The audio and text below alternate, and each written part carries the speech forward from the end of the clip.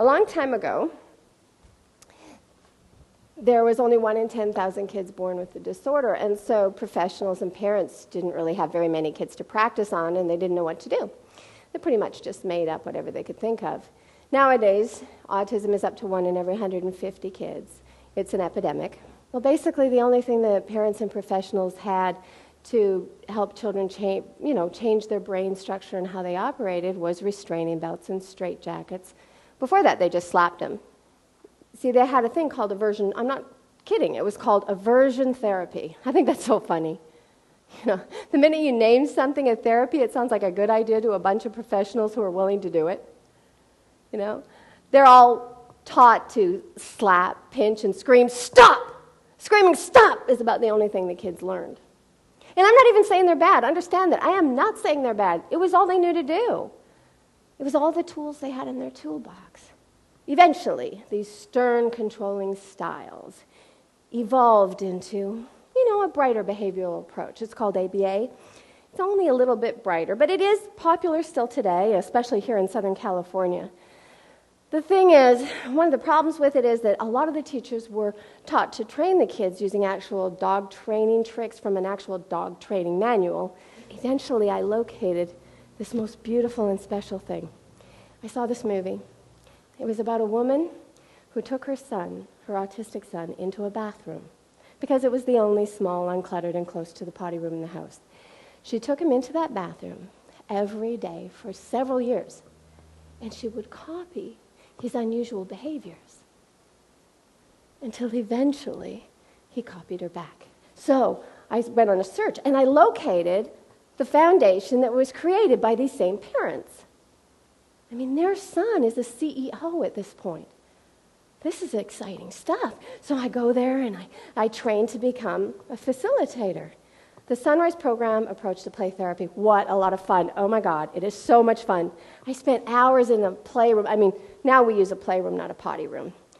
But, I'd be there and I'd be imitating the kids and copying their behaviors. Now, autistic kids, very often, especially the low-functioning kids, they don't have any mirror neurons, or if they do, they only have a couple. So the idea here is to copy what they're doing, copy their unusual behavior. See, there's more to this, though. I also don't want to do anything too thrilling until they look at me, because I want to get them interested in looking in my eyes, and I want them to know that that's where the power is in people, and you can make things happen when you look in people's eyes. So I want to do exactly what they're doing and not do anything too thrilling until they look. Oh, and there's one more thing. Not only do I not want to do anything too thrilling until they look, but I don't want to interrupt their behavior.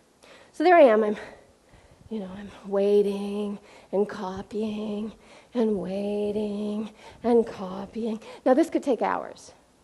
It's okay. I'll give you the time-lapse version. Waiting and copying until he looks, and then boing, boing, boing, boing. Your eyes make me jump and boing. I do something surprising and exciting and fun to look at. Because autistic people very often prefer toys to people. So I want to be the toy and teach him that he can turn me on or turn me off simply with his eyes. If you've ever watched an autistic kid hyper-focus you out of the picture, kind of like how I hyper-focused you out when I was dancing. If you've ever watched an autistic child hyper-focus you out and drop their glasses onto a block 1,113 times, and then 1,113 more, or stare at the water running between two straws for hours and hours and hours, or rip off her shirt and throw herself to the floor,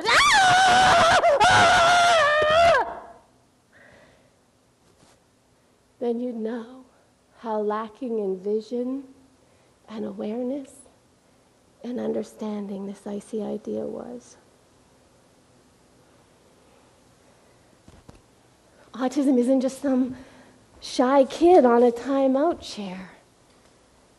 He's a beautiful soul, operating to the best of his or her ability, with a disrupted sensory system, probably a leaky gut, and definitely a broken brain. I've just noticed that neurofeedback works more often and is a lot better, quicker, and more consistent. And I've also been watching your foot go up and down and up and down and up and down. And you know what that means? You could use some neurofeedback. You know what's good about neurofeedback? It changes your mood, just like Starbucks.